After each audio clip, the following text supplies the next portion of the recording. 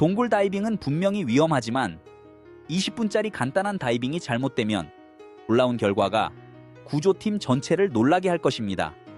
이것은 스털크 폰테인 동굴 다이빙의 비극에서 치명적인 붕괴입니다. 누노 고메스는 지난 2달 동안 스털크 폰테인 동굴 시스템의 미지의 구역을 탐험해왔습니다. 이곳은 남아프리카에서 많은 인류학적 발견이 이루어진 놀라운 동굴 시스템이었습니다. 230만 년 된 해골을 포함하고 있습니다. 주로 건조한 동굴 지역으로 구성되어 있었지만 누노는 습한 동굴 시스템에 관심이 있었습니다. 1984년 9월 29일 나는 밀러홀 동굴의 습한 지역에서 가장 먼 지점까지 영구적인 방향을 설정하기 위해 작은 그룹을 이끌 것입니다. 피터 베르후스텔과 말콤 키핑이 이 라인을 설정하는 데 도움을 줄 것이며 수면에서 라인을 공급하고 이 다이빙의 수면 모니터 역할을 할 것입니다. 누노는 지난 한 달 동안 정확히 이 다이빙을 2번 했었습니다. 그래서 밀러 호수 입구에서 396피트 거리를 커버하는 영구적인 라인을 설정하는데 모든 것이 계획대로 진행되었을 때 전혀 놀랍지 않았습니다. 밀러 호수 입구에서 6피트, 밀러 호수 입구에서 6피트, 밀러 호수 입구에서 6피트, 6피트입니다. 좁은 틈을 지나 작은 공기 주머니로 가는 길, 주 터널의 끝에서 라인이 설정된 후 그는 피터와 말콤과 함께 그 라인을 따라 작은 공기 주머니까지 갔습니다. 그 단순함 덕분에 거의 레크리에이션 다이빙처럼 느껴졌습니다. 작은 방은 약 30제곱미터 정도로 폭이 90cm에 길이가 3m인 작은 복도와 같았습니다. 남자들은 라인을 따라 쉽게 움직이며 동굴 터널의 스위스 치즈 같은 구조 속에서 수십 개의 작은 통로를 지나갔습니다. 그리고 마침내 그들은 공기 주머니에 하나씩 나타났습니다. 그들은 수백만 년 전 조상들이 있었을 법한 바로 그곳에 처음으로 서게 될 수 있다는 것에 대해 짧은 이야기를 나누었습니다. 그들의 탐험가 영혼에겐 흥미롭고 약간 영감을 주는 순간이었습니다. 각자 그들은 이 길을 따라 유물이나 뼈를 발견할 수 있다는 것을 알고 있었고 그 덕분에 모두가 미지의 영역에서 진정한 탐험가처럼 느꼈을 것입니다. 이것은 세 남자가 함께 나눈 마지막 대화였습니다. 그들은 밀러 호수 지역으로 돌아왔고 상대적으로 얕은 터널에서 나가기 위한 방향을 따르기로 계획했습니다. 단지 4m 깊이였기 때문에 지침에서 벗어날 공간이 많지 않았고 출구로 가는 직선 경로였습니다. 누노가 남자들을 밖으로 이끌고 있을 때 말콤의 지느러미에서 끌림을 느꼈습니다. 그가 피터가 더 이상 뒤에 없다는 신호를 보냈습니다. 누노는 피터가 뒤에 남았는지 확인하기 위해 뒤로 물러났습니다. 그는 잠시 주위를 둘러본 후 터널을 보았습니다. 피터가 측면 터널 중 하나에 있습니다.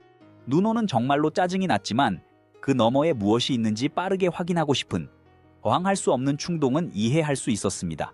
그는 피터에게 따라오라고 신호를 보냈고 그들은 계속 길을 갔습니다. 터널을 나가기 위한 좁은 곳에 가까워지자 피터는 다시 사라졌습니다. 이번에는 잠깐 주위를 둘러본 후 두 남자는 터널을 나와 호수의 열린 방으로 다시 나타났습니다.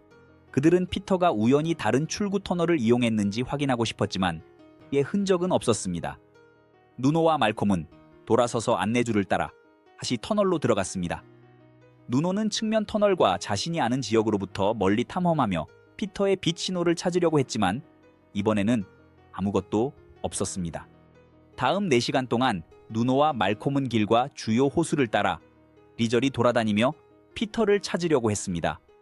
그들은 여러 번의 이동으로 진흙을 휘저어대기 시작했고 그로 인해 가시성은 시간마다 점점 나빠졌습니다.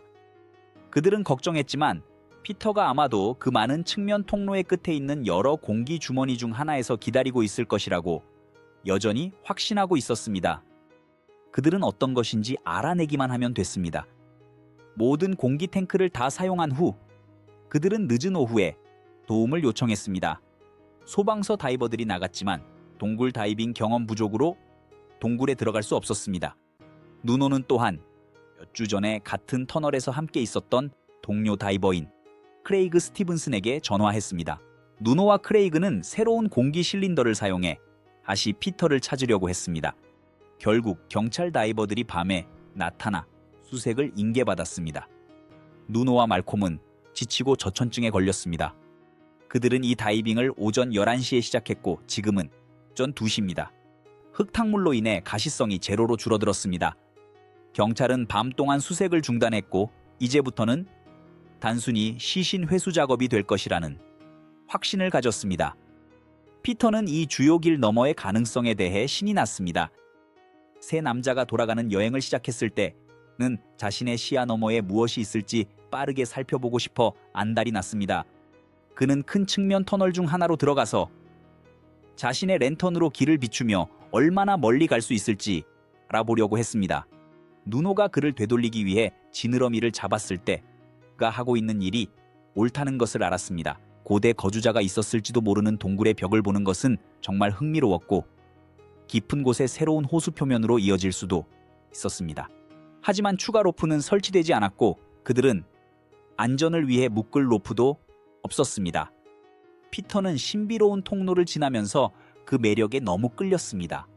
이 어두운 뿔이 가득한 동굴의 형성들은 심지어 간단한 길조차도 어렵게 만들었습니다. 심지어 간단한 길도 도전적인 미로처럼 보였습니다. 3차원에서의 방향 감각은 설명하기 어려운 난이도를 더했습니다. 손전등이 한 번에 길의 일부만 비출 수 있어서 전에 지나온 길에 대한 익숙함이 전혀 없었습니다. 피터가 길을 되찾으려 할 때 아무것도 익숙하게 느껴지지 않았습니다. 좁은 터널에서의 움직임은 벽의 진흙을 방해하고 가시성을 낮췄습니다. 많은 가능한 길을 시험해본 후는 자신 위에 물의 은빛 표면을 보았습니다. 그는 일어나서 아무도 본 적 없는 작고 놀라운 방에 서 있는 자신을 발견했습니다. 공기의 안전함과 이 새로운 공간을 만날 수 있는 기회를 가지게 되어 정말 기뻤습니다. 그는 지침을 찾기 위해 물속에서 할 수 있는 모든 것을 시도했지만 이제는 그냥 가만히 서서 친구들이 자신을 찾기를 기다려야 했습니다. 피터는 기다리는 동안 손전등으로 방을 둘러보았습니다. 그는 서로 다른 방향으로 이어지는 좁은 통로들이 몇 개 있었고 경험이 풍부한 동굴 탐험가인 그는 추가적인 지침을 세운 후에 나중에 더 탐험할 수 있기를 기쁘게 생각했습니다. 지금은 저 기다려야 했습니다. 그는 누노와 말콤이 이 동굴 구역에 들어오면 신호를 보내기 위해 물에 손전등 불빛을 비췄습니다. 아무도 그의 앞에 있는 작은 호수에서 나오지 않자 초기의 흥분이 점점 사라지기 시작했습니다. 소리도 없고 공기 방울도 없었고 물 표면에 어떤 동요도 없었습니다. 그는 남은 30분의 배터리를 아끼기 위해 불을 껐습니다. 무엇을 할지 생각하면서 그 당시의 일반적인 규칙은 산소가 무한히 공급될 때는 가만히 있는 것이었습니다. 30분의 공기와 빛만으로는 알지 못하는 길로 뛰어드는 것은 소용이 없어요. 다시 그 공기 공간을 찾지 못할 위험이 있으니까요. 피터는 그의 동료 잠수부들이 그리 멀지 않은 곳에 있을 것이라는 걸 알고 있었고 아마도 지금 이 순간 그를 찾고 있을 거라고 생각했습니다. 몇 시간 후 그는 아마도 완전한 구조 시도가 있을 것이라는 걸 알았습니다. 누노와 말콤은 공기가 부족해지고 그를 찾기 위해 추가 자원이 필요할 것입니다. 피터는 탱크를 바위에 부딪히며 소리를 내고 손전등을 상처에 비추려고 했습니다. 그의 아드레날린은 사라졌고 그는 완전히 지친 상태에 놓였습니다. 그는 결국 잠이 들었고 그렇게 짧은 시간 동안 모든 시간을 잃어버렸습니다. 그가 깨어났을 때 10분이 지났는지 시간이 지났는지 알 수 없었습니다. 그는 완전한 어둠 속에 앉아 있었고 자신이 있는 동굴에 대한 지식은 제한적이었습니다. 그의 불빛은 총 1시간의 배터리만 있었고 중 절반은 누노와 말콤과의 초기 잠수 동안 사용되었습니다. 그래서 빛도 없고 음식도 없고 시간에 대한 기준도 없이 피터는 자신이 발견되기 위해 얼마나 오래 기다려야 할지 확신이 서지 않았습니다. 그는 충분한 공기와 마실 물이 있었기 때문에 생존에 필요한 기본 요소들은 풍부했습니다. 그것은 그의 몸을 보충하는 데 사용되고 있었습니다. 굶주림은 그 자체로도 트라우마 상태이지만 여기에 빛, 소리, 사회적 상호작용의 결핍이 더해지면 그리고 피터가 겪고 있었던 악몽을 상상할 수 있을 겁니다. 그의 수염이 자라는 것이 유일한 합리적인 시간 측정이었을 겁니다. 그의 얼굴털은 상당히 자랐고 이는 그가 며칠이나 몇 주가 지났는지에 대한 어떤 종류의 기준을 제공했을 것입니다. 그는 아마도 대부분의 시간을 자고 있었을 겁니다. 왜냐하면 활동을 유지할 음식도 없었고 깨어있는 시간을 시작할 빛도 없었기 때문이죠. 그의 생물학은 조금씩 무너져가고 있었습니다. 피터는 몇 주 동안 굶주린 후 20kg이나 체중이 줄어들어 거의 견딜 수 없었습니다. 절망감은 정말로 인상적입니다. 아무에게도 당신이 아직 살아있고 매시간 고통받고 있다는 것을 알릴 방법이 없었습니다. 페드로는 물가 근처에서 무너졌습니다. 그의 구세주가 잠수 장비를 가지고 나타나 그를 이 무덤에서 구해줄 것이라는 것을 알고 있었죠. 하지만 페드로는 잘못 생각하고 있었습니다. 잠수부들은 그를 찾지 못할 것입니다. 하지만 동굴 탐험가들은 건조한 동굴에서는 그렇습니다.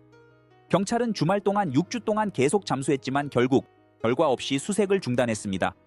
이 시점에서 건조한 동굴이 다시 열렸지만 불이 있는 구역은 잠수부들에게 닫혀 있었습니다. 개방되자마자 지역 동굴 탐험협회의 자원봉사자들이 건조한 동굴과 습기 있는 동굴 사이에 연결고리를 찾기 시작했습니다. 로저 앨리스가 이 그룹을 이끌었고 노가 그들과 함께했습니다. 단 몇 시간의 수색 후 노 자신이 연결고리를 발견했습니다. 그는 건조한 동굴과 연결된 수면을 드러내는 혁신적인 구역을 발견했습니다. 이건 정말 놀라운 소식이었어요. 이것은 사실상 광범위한 건조 동굴 시스템이 물이 가득한 터널과 연결되어 있다는 첫 번째 확인이었습니다. 다른 자원봉사자들이 바위에서 막다른 골목으로 이어지는 발자국을 발견했습니다. 이건 완전히 예상치 못한 발견이었고 피터를 찾는 모든 사람들의 희망을 불러일으켰습니다. 로저 앨리스는 새로운 물의 연결고리에 도착했고 그가 본 것에 의해 방해받았습니다. 물가 근처에는 피터 베르훌스텔의 마른 시체가 있었습니다. 결국은 익사하지 않았습니다. 사실 그는 놀랍게도 3주 4주를 살아있었습니다. 그의 얼굴 털은 수염으로 변했고 는 분명히 20kg 이상을 잃었습니다. 그의 새로운 공기 탱크는 거의 가득 차 있었지만 완전히 손상되어 있었습니다. 그들의 상황을 평가하면서 페드로의 시체 옆에 쓰여진 메시지를 보았습니다. 그냥 이렇게 적혀 있었어요. 사랑해요. 에릴과 엄마. 그 당시 페드로가 정확히 어떤 고통을 겪었는지는 알 수 없지만 는 분명히 인간의 한계를 넘어서기 위해 싸웠습니다. 수십 명의 잠수부들이 이 비교적 작은 공간에서 수색하고 있었지만 는 그저 방법이 없었습니다. 구조팀을 위해 한 잠수사가 피터가 있던 장소에서 단 30m 떨어진 곳에 도달했었습니다. 그가 충분히 큰 소리로 외쳤다면 그들은 연결된 터널에서 서로를 들을 수 있었을 것입니다. 이 질문의 메아리는 여전히 남아있으며 많은 다른 가설들과 함께 있습니다. 만약 건조한 동굴들이 열려 있었다면 이 탐색은 하루 만에 살아있는 피터를 찾았을 것입니다. 피터의 부검 결과는 3주 이상 혼자 지낸 후 굶어 죽었다는 사실이 드러났습니다. 이것은 누노에게 충격적인 사실이었습니다. 이 끔찍한 잠수 결과에도 불구하고 누노는 여러 잠수 기록을 세우고 자신의 많은 잠수 경험에 대한 책을 썼습니다. 여기에는 스털크 폰테인의 비극적인 이야기도 포함되어 있습니다.